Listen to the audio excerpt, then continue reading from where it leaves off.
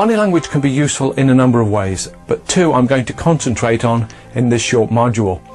Being able to read other people's body language in business when you're selling, negotiating or interviewing is useful, but having a better understanding of your own body language will lead to helpful changes that will be extremely useful throughout your business life. We'll look at what individual body language signals are in a moment, but before we do that, let's talk about what body language actually is. It's the visual display of what someone thinks and feels. What someone is actually thinking at that moment in time is what I refer to as short-term signals. How someone is feeling or the mood they're in takes a lot longer. Like confidence, enthusiasm, boredom or disappointment, these are all longer-term signals.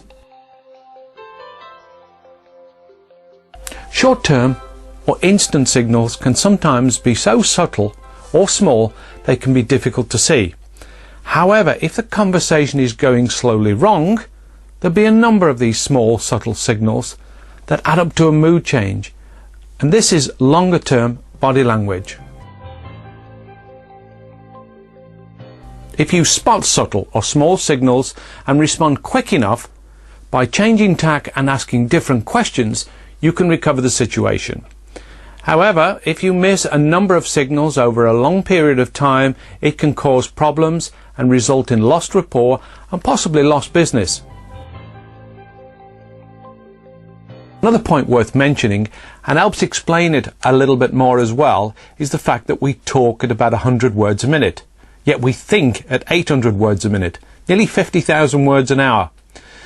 Those words that we're thinking come out through the subconscious mind, through the body, and with a little bit of practice you can read them. Body language can vary from one individual to another. However, there are some elements that are common to all of us. So let's start by looking at the initial greeting, such as how far away we stand from someone, how we shake hands, and of course, eye contact. How far away we stand from someone can be split into zones. There are three basic zones to consider. Zone 1, the polite or we've just met zone, which makes people feel comfortable and less threatened. Zone 2 is everything is okay and trust has been established. And finally, Zone 3 is reserved for good friends or someone in business you have known and trusted for some time. If you stand too close too early to someone, it can cause them to feel uncomfortable. The strength of a correct handshake is difficult to describe accurately, but it is important to get it right. Too soft and clammy and it will give a bad impression and a sign of weakness. Too hard and strong and it will give the impression of arrogance and overconfidence. So try to offer your hand slightly open, as this will show friendliness and trust. When shaking hands with someone who is dominant with a strong handshake, try taking that extra step forward and walking almost into them, straightening their hand at the same time. This will neutralize the situation as it makes them feel uncomfortable because you've invaded their space. The eyes. Where do you stare? Well, most of us are told to look someone in the eye to convey or transmit trust. It comes from when we were young and we were challenged by an elder to look me in the eye and tell me you're telling the truth. The problem with staring someone directly in the eyes is that it's at best uncomfortable, at worst it's intimidating and causes people to feel uncomfortable, wary and even suspicious. Reading other people's eyes can be rewarding because the eyes dilate or constrict depending on enthusiasm or concealment. When someone is interested, excited, enthusiastic, their eyes will dilate. Likewise, when someone is concealing something or even lying, their eyes will constrict, often described as beady eyes. This is very useful in the sales process and when negotiating or even interviewing, because eyes are easy to read with a little bit of practice. After you've been talking to someone for a few minutes, you'll have a good feel for how often they're looking at you and where they look. If they start to look up after you're asking questions, they're probably trying to recall what happened or how they feel about the questions that you're asking. However, if they start to look down and away, they may be trying to conceal their real feelings about something, or maybe trying to avoid giving you an honest answer. As a general rule, it's better to look someone in the face rather than directly into the eye. The cheekbones is fine as well, because this is regarded as the social zone and makes people feel far more comfortable. Just as a tip, if you're with someone who's trying to intimidate you, keep on talking to them, but stare at their forehead and keep it up. It's amazing how it makes them feel awkward after a few minutes, and they start to back down because they can't quite figure out what's going on, and it makes them feel uncomfortable. As a child, when I was embarrassed by something, I usually went bright red. As a teenager, it didn't happen so often, and as I grew up, it happened very, very rarely. When you're in a business meeting with someone and they are thinking one thing and saying another, it is likely to come out in small blushes.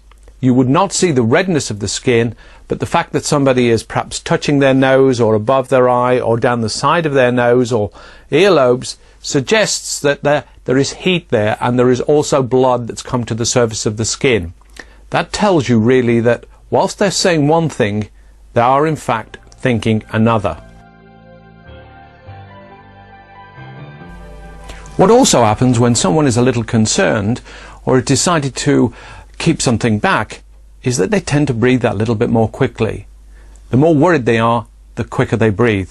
And this, of course, flattens the voice, loses some of its tone, and people tend to talk a lot more quickly because of it.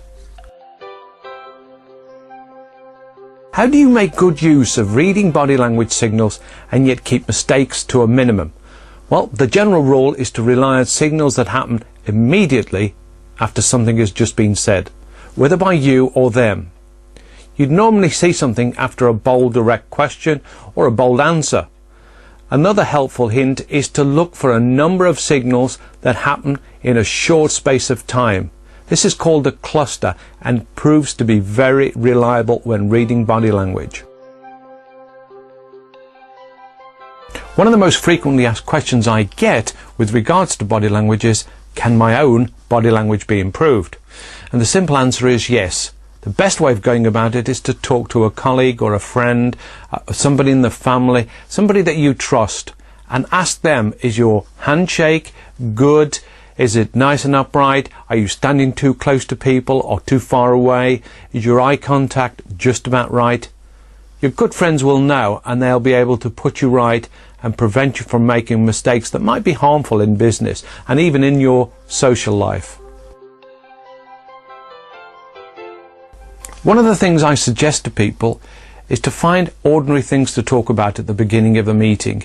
Things about their company, about your company, harmless things really, but it allows you to get used to the way their body works, how their voice sounds.